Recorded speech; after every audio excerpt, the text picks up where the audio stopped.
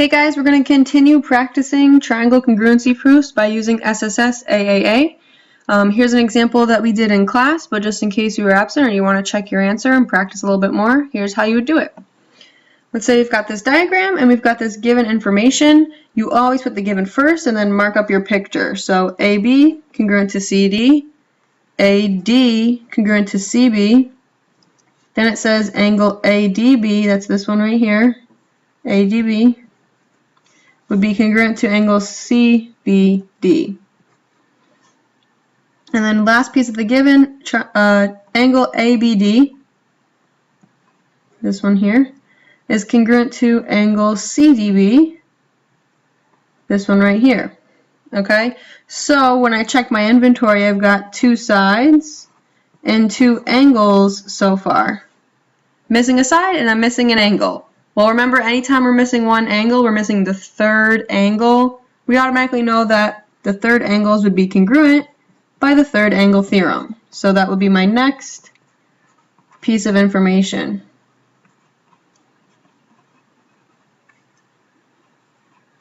And now I have my last angle. So all I'm missing now is a side. Well, think about what side is left. DB. And in triangle CDB, the same side is also DB. So that means I'm trying to make a statement that DB is congruent to BD. That seems kind of weird because when I look at the picture, it is exactly the same side. So anytime you've got something being congruent to itself, that's reflexive.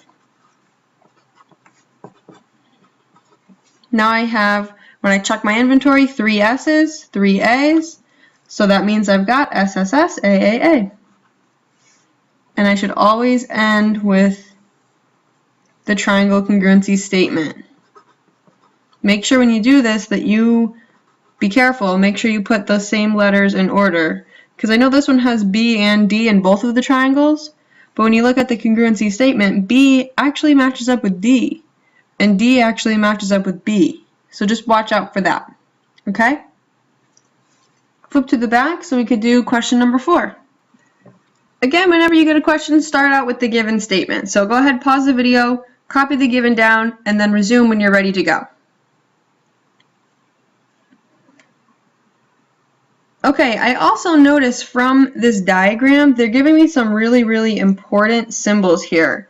These little arrows are important because it tells me that these lines are parallel. So even though they didn't write it out in the given statement, they are giving that to me in the picture. So I could add that.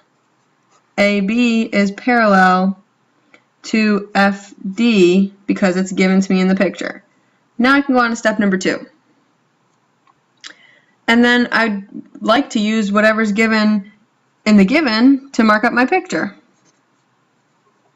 And then it says C is the midpoint of AF and BD. So I'm going to look at AF. If this is right in the middle, that tells me that these segments AC and FC have to be the same. And if C is also the midpoint of BD, that same idea applies. I'm going to put 2 tick marks here to show that it's different from these, and 3 tick marks here to show that it's also a different length.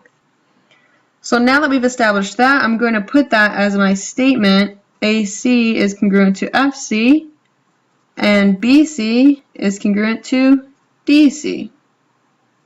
And the reason for that is because I've got a midpoint, and whenever this word is in the given, I know I'm going to have to use definition of midpoint.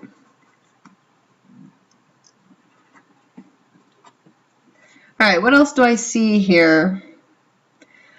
There must be a reason why they're telling me that these lines are parallel. So let's see what we can get out of that.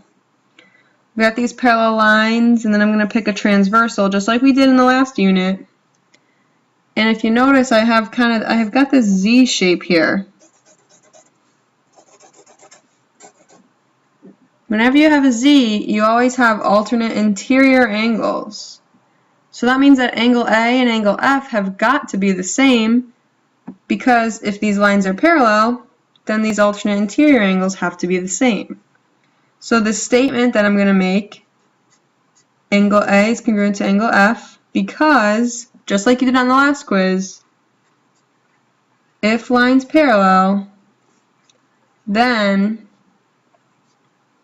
alternate interior angles are congruent.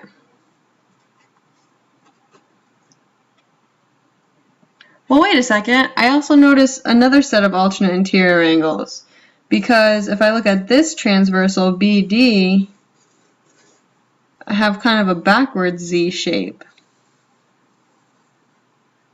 So that means that angle B and D are also interior angles. So I'm going to add that on there too. Angle B is congruent to angle D for the same reason. So I can group those together if I would like.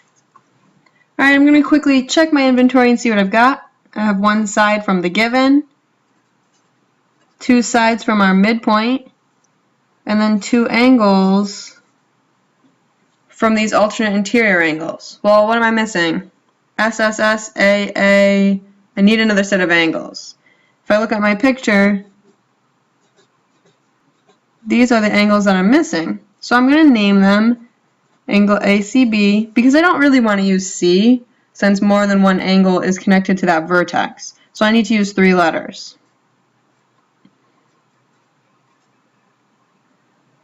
Okay, now why are those congruent? There's more than one reason.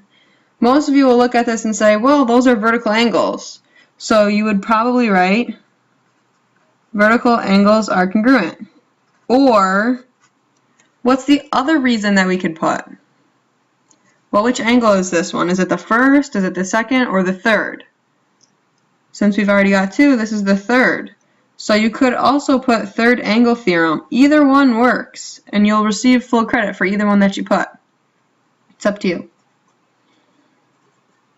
And then statement number 5, now that I've got that third angle, I do have SSSAAA, and so I'm done. Again, check, make sure that your letters are in the same order as the proven statement, and then you're all set.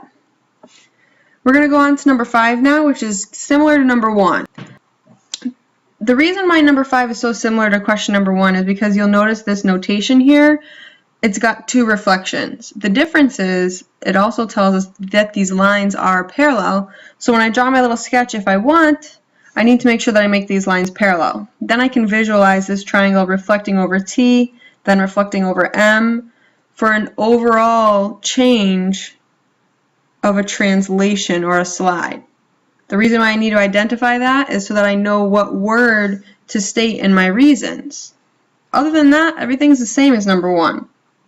So I'm going to list out my corresponding angles and sides, just like I did before. So angle G congruent to angle R, angle T congruent to angle X, and lastly angle O would be congruent to angle C.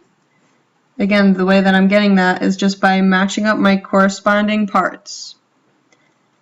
And then because we're talking about angles, we would say angle measure is preserved,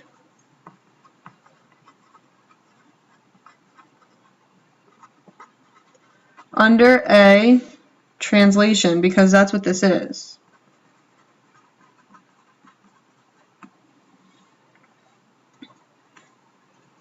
After I list out my angles, then I'm going to list out my sides. So GT is congruent to RX, TO congruent to XC, and then GO congruent to RC.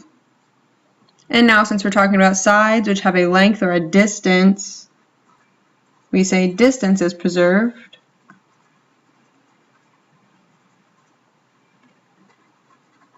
under a translation. Then you check your inventory, SSSAAA. So step number 4 is your triangle congruency statement. Whoops. Make sure you put the little triangle symbol like I just forgot, because SSSAAA. And you are done. If you've got any questions, I will be staying after school on Monday for some extra help. or you can go back to the start of this video and try these over on your own, see if you can get them without walking through the motions, okay? Good luck. Don't forget your quiz is on Tuesday.